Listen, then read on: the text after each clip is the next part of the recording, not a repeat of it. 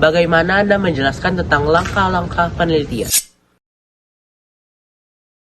Halo semuanya, saya dari kelompok 510 akan mempresentasikan tentang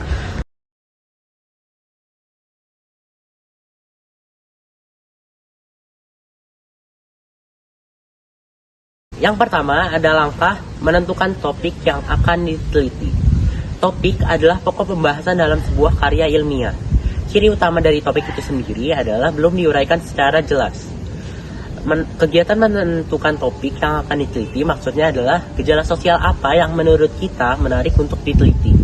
Contoh dari tema topik tersebut adalah kenakalan remaja yang terjadi di dalam lingkungan sekolah dan yang juga terjadi di luar area lingkungan sekolah. Yang kedua ada tahap lakukan studi pendahuluan.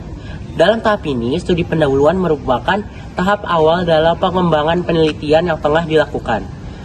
Dapat dilakukan dengan membaca literatur, lalu mengunjungi ahli-ahli dalam bidang penelitian yang sedang dilakukan, atau juga dapat melakukan pengunjungan ke tempat atau lokasi yang berkaitan dengan penelitian. 3. Merumuskan latar belakang masalah. Merumuskan latar belakang masalah adalah meneliti tentang latar belakang terjadinya gejala atau masalah sosial tersebut. Contohnya adalah merumuskan masalah penyebab terjadinya kenakalan remaja tersebut maupun di luar sekolah dan dalam sekolah. Masalah atau disebut juga riset question. Contohnya adalah kalau itu terjadi faktor penyebabnya. 5. Menentukan tujuan dan manfaat. Tujuan penelitian artinya adalah hal yang ingin didapat dari penelitian yang dilakukan. Contohnya, tujuan dari penelitian ini adalah untuk mengetahui penyebab dari kenakalan remaja di dalam dan di luar lingkungan sekolah, serta mengetahui solusi dari permasalahan tersebut. Lalu manfaat adalah untuk orang yang akan membacanya dan dapat merasakan apa yang sudah dicapai dari tujuan yang sebelumnya disebutkan. Yang keenam, landasan teori. Landasan teori biasa disebut juga sebagai kerangka teori. Landasan teori merupakan hasil penelitian dari studi kepustakaan.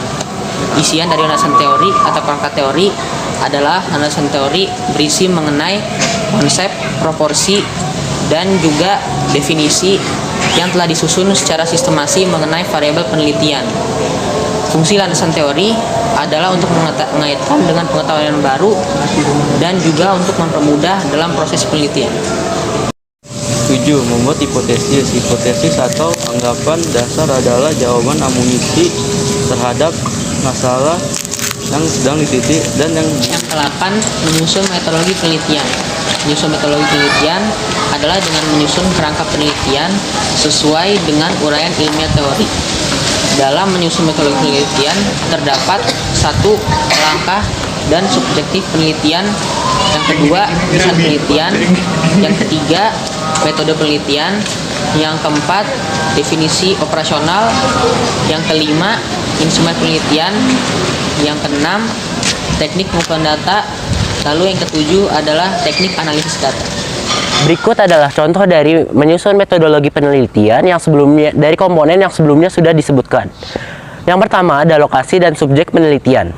Contoh lokasinya adalah SMAN 47 Jakarta dan subjeknya adalah siswa-siswi SMAN 47 Jakarta. Yang lanjut ke yang kedua ada desain penelitian, dan yang ketiga ada metode penelitian yang dipakai untuk melakukan penelitian. Yang keempat ada definisi operasional.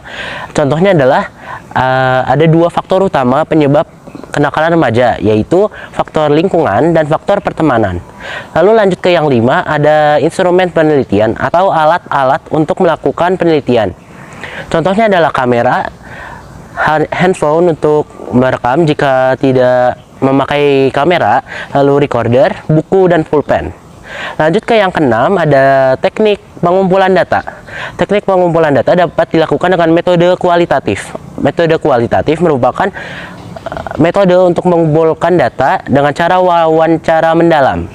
Dan yang terakhir ada 7 teknik analisis data. Setelah mengumpulkan data menggunakan metode kualitatif, dapat dianalisis Data tersebut dapat dianalisis dengan teknik analisis data kualitatif.